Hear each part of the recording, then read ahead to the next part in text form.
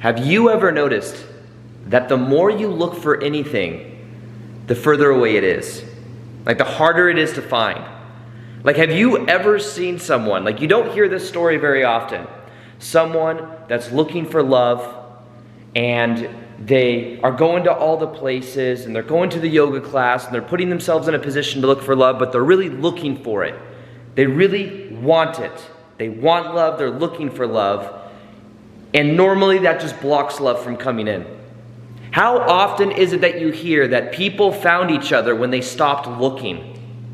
Like literally, they stopped looking. They started maybe feeling love within themselves. They started having fun with friends. They started going after their passion or their purpose.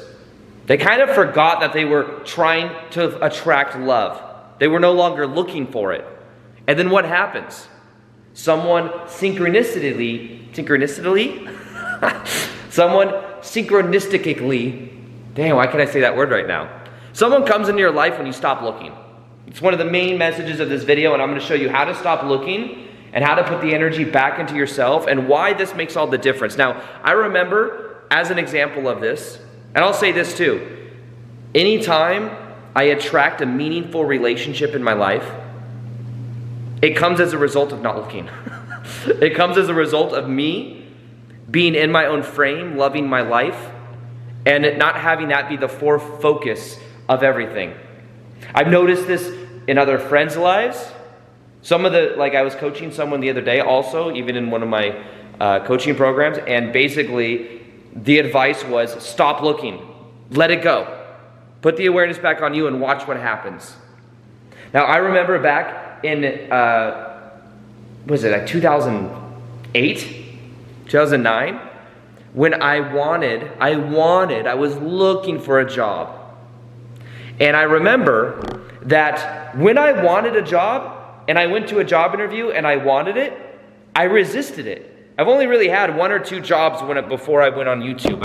I worked somewhere for 5 years and then I worked somewhere else for 4 years. But I remember when I went to that, I wanted to work at Nordstrom Rack, because Nordstrom Rack, I worked at the Nordstrom full line store for 5 years. But before that, the way that I got in there is I worked at the Rack. Now, when I first went into the Nordstrom Rack, and I applied for a job, I wanted the job. And I actually got interviewed by this person named Ibrahima. This guy was in men's clothes, and I interviewed for men's clothes. And I go in there, and I went to the job interview. I thought I did an awesome job. I honestly thought I got the job. And then like 4 days later, I get a call from Ibrahima. I'm over here thinking I'm gonna get told, hey, you got the job. I dressed all up nice, but I wanted it. But then what happened is he tells me, Aaron, I went with someone else. Thank you though, I think you're a great candidate, but I went with someone else. And I was like bummed. I was like, what? I thought I had that. I was looking for it. I really wanted it. This is confusing. So then, 1 week later, I get a call from someone named Liz. This little Filipina lady that was the manager of women's shoes. She calls me and she goes, hey, I know you didn't apply for women's shoes, but I would love to interview you. I go in, I get interviewed, and I get the job. And I worked at women's shoes, which also, in a way, I could not imagine myself being in men's clothes for 8 years. So maybe, in a way, the women's shoes definitely was much more of a fit than men's clothing. I also think maybe helping women's shoes helped women, and also most of my audience on YouTube is women, not all of them obviously. But I think also that's because I think the spiritual awakening niche. But I feel like there's this energy where that's kind of like maybe where, not I meant to be, but that's just like maybe my natural, like, I don't know, we're meant to help, whatever. Point is of this, I was not attached to the woman's shoes, I was attached to the men's clothes. Once I let go, then I got the job. Here's another funny little segment of this. I remember me, who was not attached to this, and my best friend growing up, he and I were hanging out, and he goes, hey, I have a job interview later today. Do you want to come with me? Then we'll go out to eat afterwards. And it was like, he's like, it's a group interview, so you can come too. And I was like, well, I'm pretty sure I got the job at Nordstrom's. However, I'll come out of fun. Here's the cool, interesting thing. It was at Zappos. Zappos shoes.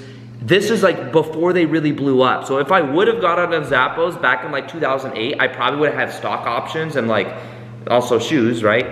But it would have probably been very, very different trajectory, but probably would have done well because if I was there for 10 years, stock option, like it would have been, I just keep saying stock options.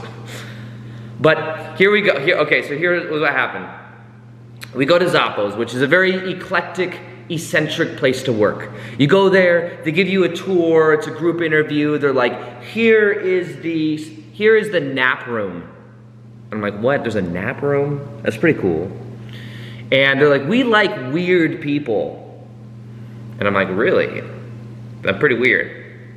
There's like party streamers in the offices. There's Subway every day. Like they have different catered food every day. There's like this cool vibe. There's all these interesting rooms. I'm like, this place is pretty interesting. And they like weirdos. So I then get into this thing where there's it's like speed dating, but it's like speed interviews with different managers. And I go there, and here's what I did. I was just like, I don't care about this job because I'm pretty sure I still want Nordstrom's because I got the potential of making commission one day, which is going to be 20, 30 bucks an hour, which is way more than the 15 bucks an hour they were offering at the time. So I said, okay, here's what I'm going to do. I am going to just be as weird as possible. So literally, I'm sitting there, they're asking me questions, and I'm just saying the weirdest stuff about myself that I can possibly say. And some of it was just exaggerated. One time they asked me like what my favorite pastime hobby was. And I'm like, I don't care about this job. I said, I like jump rope. Have you ever jump roped? Oh my God, I just sit there in front of my house sometimes for hours and jump rope. And then hopscotch. Have you ever played hopscotch? You throw the rock and you hop to the scotch. Like I was just being really weird. And at the end of it, I was like, whatever, I'm unattached. I don't care. I go home and guess what happens 2 days later? My buddy, who wanted the job and who was taking it very serious, did not get the call back. But guess who did get the call back? This weirdo right here, who likes to hopscotch and jump rope on the weekends. Now, energetically, why did that happen? Because they resonated with hopscotch and jump rope. They like that. No, I'm just kidding. I was unattached. I wasn't looking. I didn't care. And the main point of this video is when you don't care and you're not attached, you're more magnetic. You're more attractive. When you're not looking, you have more synchronicities and opportunities coming to you. But think about it. What is the vibration of looking? The vibration of looking is not having. I'm looking. Are you my soulmate? Are you my soulmate? Are you my soulmate? Are you my soulmate? My soulmate? Are you my soulmate? Are you outside of me? Are you somewhere else that's not here? Are you on the other side of the world? Where are you? Where might you be? You're the other half to my soul. Where are you? Looking, looking, looking for your soulmate guarantees you won't find. You won't find. It always happens when you're not looking. Stop looking. Start putting the awareness back into yourself and focus on having a good time. Not, I'm going to have a good time because I'm going to attract love. I'm going to have a good time because then I'll be more abundant. I'm going to have a good time because, no, have a good time because it feels good. Doesn't it feel good to have a good time? It doesn't need to be a means to an end. Just have a good time. And it sounds so silly because like, Aaron, you ain't telling me to have fun? It's like, that's what Abraham Hicks says all the time, right? She's like, it's not just thinking better thoughts, but it's like, feel better. And you feel better, then it's like, the things come. But here's the thing. Who's to even say the ego knows what's best? What if the divine just wants to come through to you and it comes through to you based on how you feel? And if you feel in a high vibration state, more high vibration things happen. Isn't it weird? Have you ever had that happen where you're in a high vibe state, you're feeling incredible, you're feeling amazing, and then great things happen? And then when it's the opposite of that, not great things happen. When you're not feeling good or you're feeling like a really resistant day. It's interesting, right? Now, that's why then the focus, because what most people do is they look on the outside, looking for the soulmate. They're just looking. I'm just looking for the soulmate.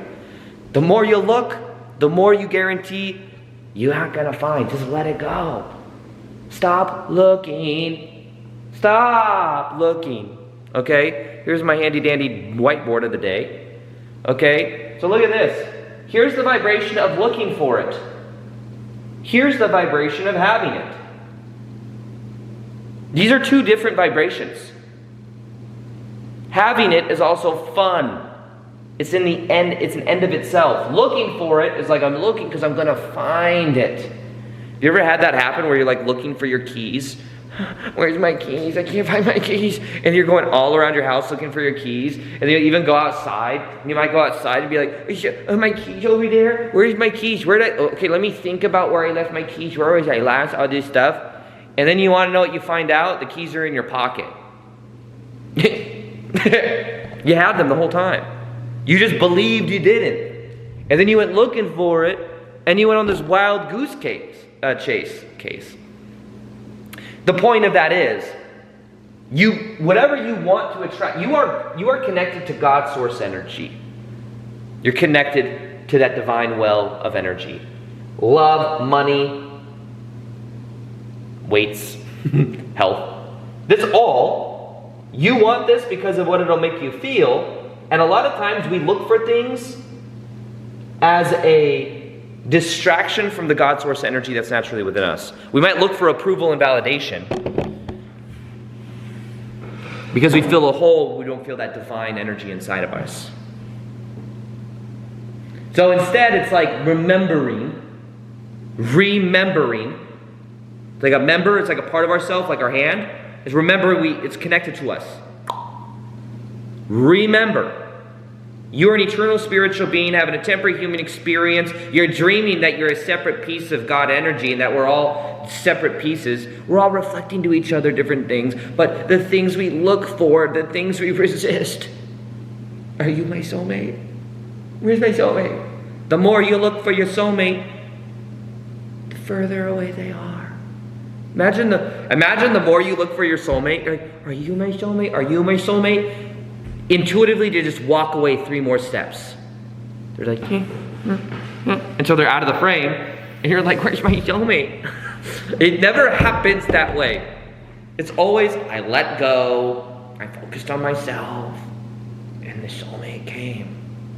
Very, very, very different energy. So the vibration of looking and wanting is different than the vibration of having and being. And putting the awareness back on yourself. And remember, the divine has a better plan for you than the ego. The ego's looking for completion and wholeness.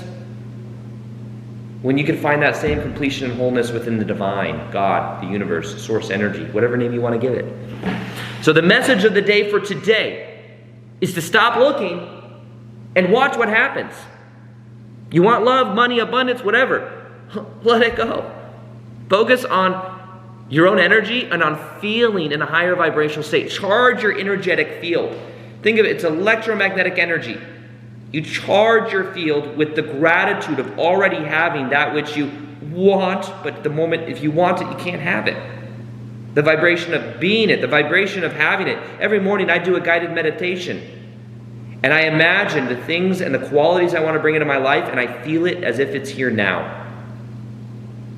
That gratitude charges my energetic field, and electromagnetically, I'm going to find more synchronicities, more opportunities, more coincidences that come into my life because my field has changed. What are you grateful for? Wasn't that so cool the way that you attracted love? Already happened. So cool the way you did that. It was so cool the way you let go and you stopped looking and it just happened. I thought it was so cool when you did that. The vibration of already having it. It was so cool when that money just came into your life because you were loving what you were doing. You were adding value by being you. You were in the right place at the right time. And money just came into your life as a reflection. That was so cool. You see how I'm speaking to the part of you that's already grateful. So, The main message of today is that you already have what you're looking for. But if you stop looking, you could see it. I sound like Jim Rohn when I talk like that. If you know who he is, he's old school. If you haven't calibrated your vibration yet, go to whatsmyvibration.com, get a meditation for your level of consciousness, raise it to the next level. And then also, if you want a meditation that will help you to elevate your vibration permanently, do this meditation for 21 days. Read the comments to see what's possible. Thousands and thousands of comments. Over 2 million views now. Do this meditation for 21 days and watch how your life changes. This dominant vibration video will change your life.